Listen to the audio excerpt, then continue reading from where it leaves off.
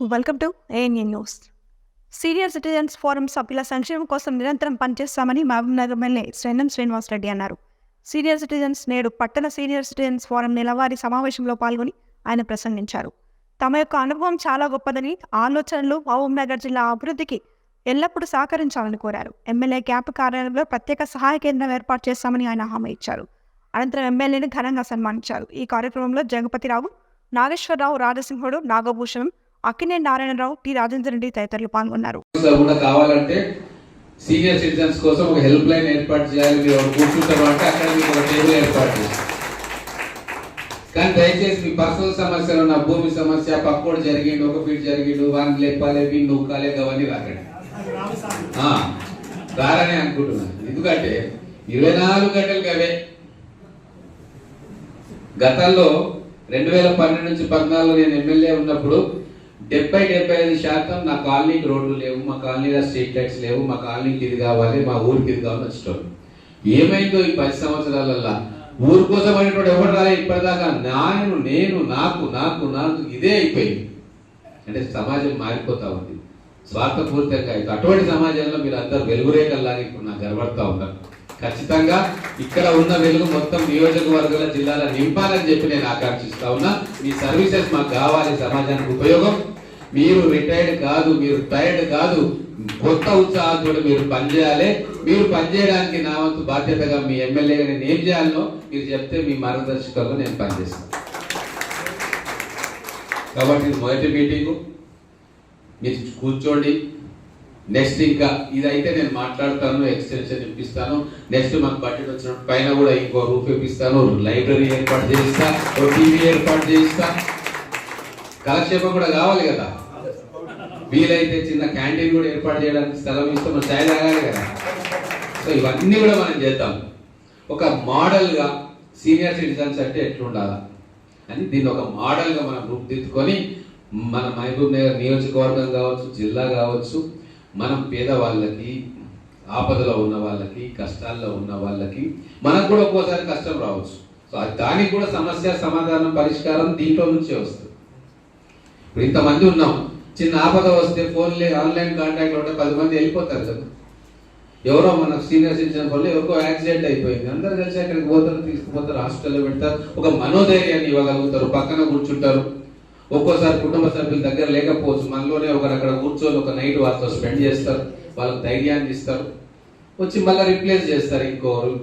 అంటే అటువంటిది ఒక నెట్వర్కింగ్, ఒక రిలేషన్షిప్ మనం ఎస్టాబ్లిష్ చేసుకుంటే మనలో ఉన్న తారతమ్యాలు, కులాలు, మతాలు, ఉన్నోడా లేనోడా, చదువుకున్నోడా లేవు, అన్నిటిని కూడా మనం తగ్గించుకోవాల్సిన అవసరం ఇప్పుడు ఉంది 21వ శతాబ్దంలో.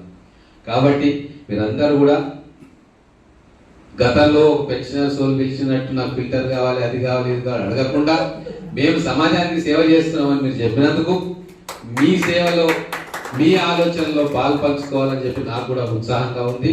ఖచ్చితంగా మీ అందరూ ఉత్సాహాన్ని, మీ ఆలోచనను, మన ఆలోచనను, ప్రభుత్వ అధికారుల ఆలోచనను కలగలిపి ఒక మంచి సొసైటీకి అందించే ఒక మంచి సంస్థగా మన అందరం కలిసి రూపుదిద్దుకుందాం. నన్ను ఇక్కడ ఆహ్వానించినందుకు, సన్మానించినందుకు మీ అందరికీ మరొకసారి ధన్యవాదాలు తెలుపుకుంటూ ఇస్తా ఉన్నాను. తర్వాత సరే మీకు హెల్ప్ లైన్ ఇటువంటివి ఏమున్నా సరే నాతోటి ఏదైనా అయ్యేది ఉంటే ప్రభుత్వ పరంగా కానీ మిగతా పరంగా కానీ ఖచ్చితంగా హెల్ప్ చేస్తా. ఈ సీనియర్ సిటిజన్స్ హెల్ప్ డెస్క్ మీరు పెడతా అంటే నా క్యాంప్ ఆఫీస్లో మంచిగా టేబుల్స్ అవన్నీ ఏర్పాటు చేసి అక్కడ మీరు రొటేషన్గా రోజు ఒకరిద్దరు పెడితే ఫోన్ కూడా ఇస్తామని, మనకు ల్యాండ్ లైన్ ఫోనా లేకుంటే మొబైల్ ఫోనా ఏ సౌకర్యం కల్పిస్తా. మీ ఇష్యూస్ అందరూ కూడా మీకే చెప్పేటట్టు ఉండాలి. మీరు నాకు ఏదైనా ఇష్యూ ఉంది సార్ ఫలానా అంటే నేను కూడా రెస్పాండ్ అయితే అక్కడ 2-3 ఉంటారు, ఏ అధికారులకు ఏం చెప్పాలి అవన్నీ కూడా అక్కడ ఒక ఏర్పాటు చేసుకోవచ్చు. దానికి మీకు సమ్మతం అయితే మీరు ఆర్గనైజ్ చేసుకోండి, స్థలం ఇవ్వడానికి నేను సిద్ధంగా ఉన్నా. అలాగే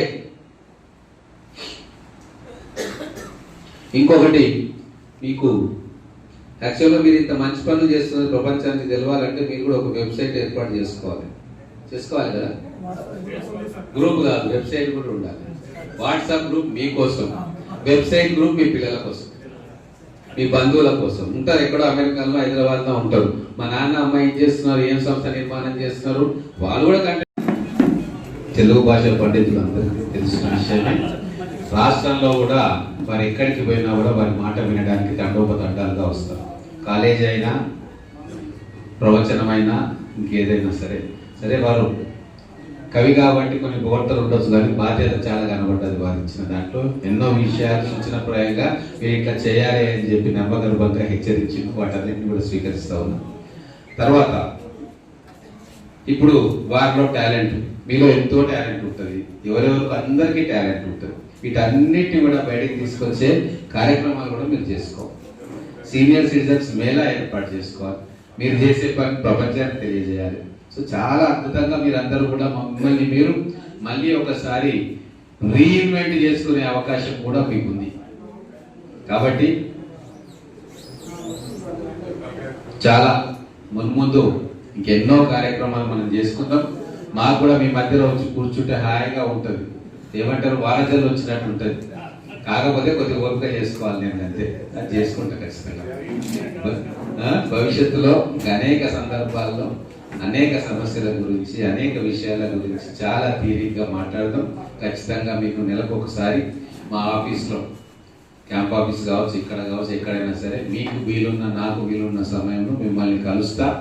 మీ ఆశీర్వచనం కావాలి, మీ అడ్వైస్ కావాలి, మీ సహాయ సహకారాలు కావాలి, మీ సర్వీస్ కావాలి. Thank you.